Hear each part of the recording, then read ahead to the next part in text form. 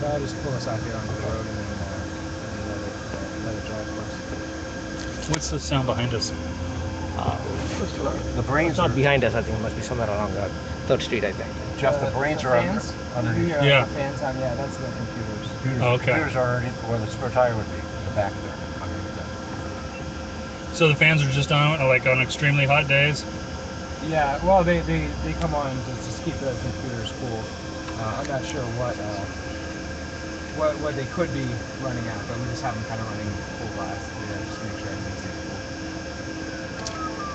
So now, does anything come up when you have emergency vehicles that? No, currently we can't detect that. But we have some technology on the car, vehicle to vehicle and vehicle to infrastructure capabilities where we can talk to other cars, we can talk to the infrastructure.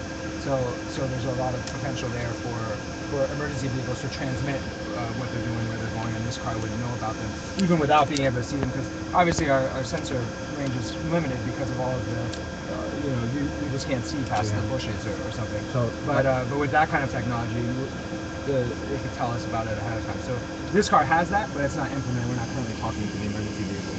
And like a turn here with pedestrians on the right of way. Yeah. The sunset, Yeah. So you can see here the crosswalk. Oh, and yeah, you can see all the people being detected in the crosswalk. Oh, that's something. So does it know,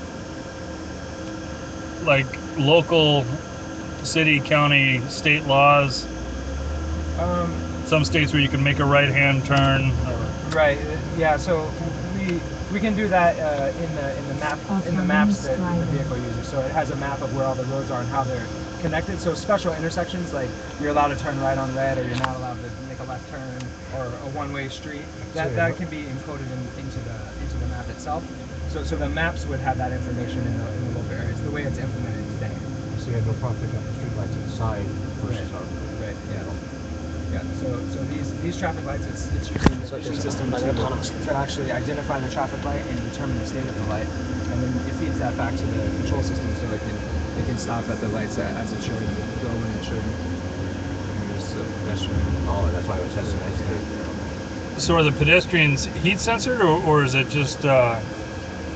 So what you're seeing today is using lasers, radars, and cameras to detect pedestrians. So it does some classification based on the vision, so it knows it's a pedestrian. It does some classification from the lasers because the legs moving looks very unique to other objects, so it's able to classify that as a pedestrian. Now, did you pre-program it where we're going, or does it know where to turn?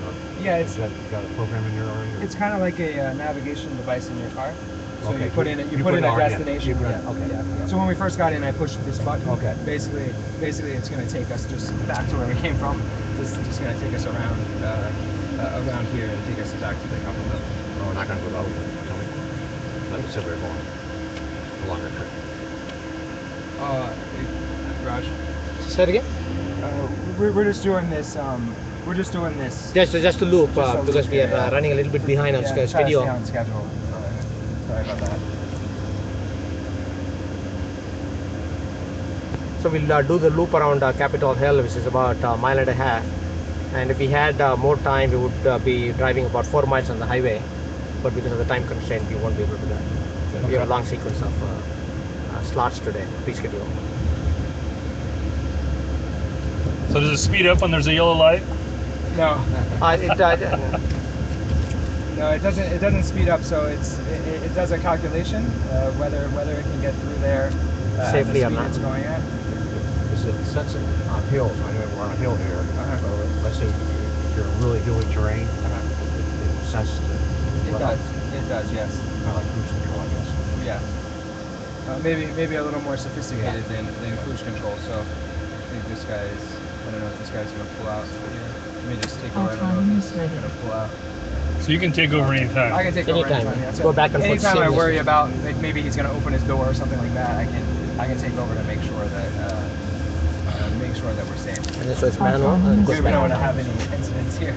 What if a child kicked a ball out in front of the car or something? That's kind of a classic question. We get that all the time. So as a human, we see the ball and then we expect that a kid might be chasing it. The car doesn't reason about that. It can see the ball, and can see the child, but it doesn't make that kind of relationship that oh, I see a ball, I now should expect to see a child. Today we can't do that. It will act like this one, but it'll come to a stop and not hit the child. Yeah. So it does detect the child. It does try to avoid them, stop. But the thing you would like to be able to do is the ball rolls out, maybe the child's going to pop out from behind the parked car or something like that. Right now we don't have a good way to deal with that problem. So that's future work.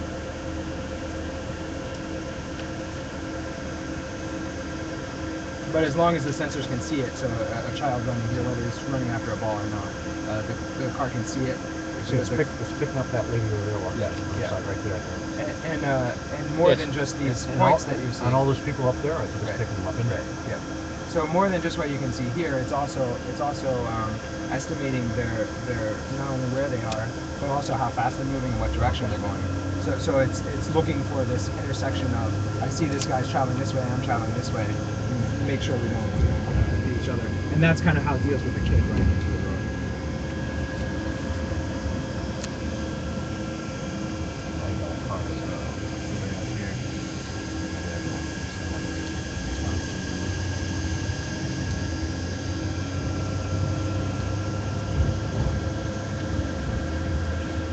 When would you use the emergency stop button?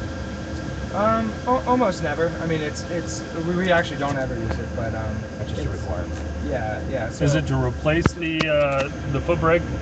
No. The emergency stop system, the way it's implemented in this car, basically just disconnects electrically and mechanically all of the auxiliary systems. So That we added, that we retrofitted into the car. Okay. Would be removed if you push this button, and the power would be killed to every component. What happens? You're driving along and somebody's running a T-bone you, they're running a red light. Yeah. Because they'll pick it up, but your reaction, just because reaction, you go slam the brake. Yeah. Would that override it, or just brakes already going down because the car is braking? So if it can see the car, Yeah. it will stop ahead of time. So as it pulls up here, if it sees a car coming at a high rate of speed, it's going to intersect with its path. Yeah. It can It's the stop. car. I understand that, but your But if human reaction, your reflex, you might slam on the brake. Yeah. It won't matter, right? It won't matter. I can always apply more brake. Yeah. Okay. I can always actually apply more steering too. Oh, can you? So if I saw the child pop out and you want to swerve, and I didn't want to wait to see what the car could do, I could actually just maneuver around. even though it's still an auto sequence. That's right. It's kind of an override. Yep. Okay. And it's not just an override in a software sense, but it's also a electromechanical clutch. So it will mechanically release when I grab it. Oh, okay. And you can also press the gas pedal, and you'll actually get more gas into the engine. Yeah. Does it automatically honk if the person in front of you is not paying attention to the light? No. Actually, it's funny. We did implement the ability for the computer to honk the horn, although we're not currently using it for anything. Yeah, we have those jokes all the time with the team. I guess it could, because it's sensing all that stuff. Yeah, and the electrical connection is made that it could honk the horn if we programmed it to do that. I noticed there's a fallacy a little bit. There's a red light up here, and I still was speeding up. It didn't catch it. I would have been off the gas back there. Yeah. So it's sensing. Got a little programming there, I think. Yeah. Well, most of the limitations have to do with the perception sensors themselves. So we try to integrate the sensors into the car. We try to use low-cost sensors, and there's some trade-off about. But you noticed distance. it was still accelerating back here about 50 yards. That's right. It's obvious the red light was going to stay red. Yeah, that's right. I would have been off the gas. Yeah. But your perception system is very good. You can Yeah. see easily a mile ahead of you. Here it can't see quite that far. But it is pretty incredible what it's doing. Is it able to learn while it's driving? Is it able to pick things up that, if you've traveled the same route 10 times and it realizes that there's a certain circumstance or So for example, a certain hazard, a tree's been in this lane for a week now, does it know it's coming up and would go around it ahead of time? Currently it doesn't do that, so it builds the environment as it's driving each time. So it doesn't store any of that information. We store that information. We log everything that the car does so that we can analyze it later. But the car's not using that sometimes. But the car on its own has the ability to learn that? It does not. Currently it does not. It does not. We have ideas along those directions, but not yet. Yeah, the ability for us to, I'm just manually driving through this area. I worry about a construction worker stepping out here as well. So that's what it takes to take over. So if there's a difficult situation or you feel uncomfortable, you can take over. And you can just put it right back into autonomous mode. It's kind of a seamless transition. The software is always running. It's always coming up with a plan, always figuring out what to do. You just switched back up to autonomous mode and you had to brake. Yeah, that's right. That's right. So it's always prepared to drive at any instant. It's like you engaging cruise control and disengaging it. Yeah. So we believe that the first versions of these cars, there will be some driver is responsible for some things, right? There's going to be some cooperation, some interaction with the driver. The first versions of this won't be go and you just sit there and arrive at your destination. There will be some things that weather conditions, other things where the system may not be available. So we have to have this good way of handing off control.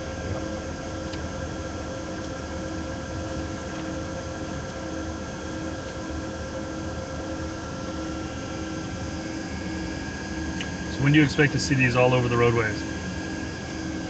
Is there a goal or a timeline? We expect incremental features where you'll be able to drive autonomously on the highway. You manually take it onto the highway and then you just start driving on the lane. That'll be happening in the next 3 to 4 years. You'll be able to change lanes on the highway a couple of years later. You'll be able to drive autonomously through a traffic jam. You're driving at low speed. That'll be happening in the next 3-4 years. So it'll be incremental levels of automation over time, and then full autonomy. The last step will be just be a minor natural step forward, and that'll be in the 2020s. Well, just more and more capabilities over time. So now I will just... The last step is not a big deal. Normally wouldn't do that. Yeah, I wouldn't park in here. So I basically would drive up there and stop because the location is here. how does it do on parking? Right now we're not running an algorithm to do parking, but we can also do parking. That's something.